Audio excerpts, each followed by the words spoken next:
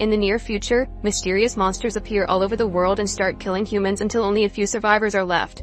These creatures have tough armor and are blind, so they follow sounds to hunt their prey. On day 89, the Abbott family goes to town to get supplies from a supermarket. They move carefully and don't speak. Instead, they communicate through American Sign Language or ASL, which they know because the daughter Regan is deaf.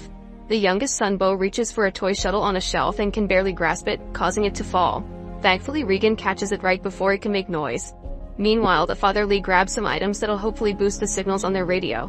When they're about to leave, Bo brings the toy shuttle. However, Lee takes it away and removes the batteries, explaining they can't bring it because it's too loud.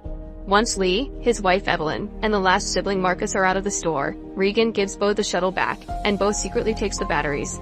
The family starts making their way to their home by walking barefooted on trails of sand they've prepared for supply runs. When they're crossing a bridge, Bo inserts the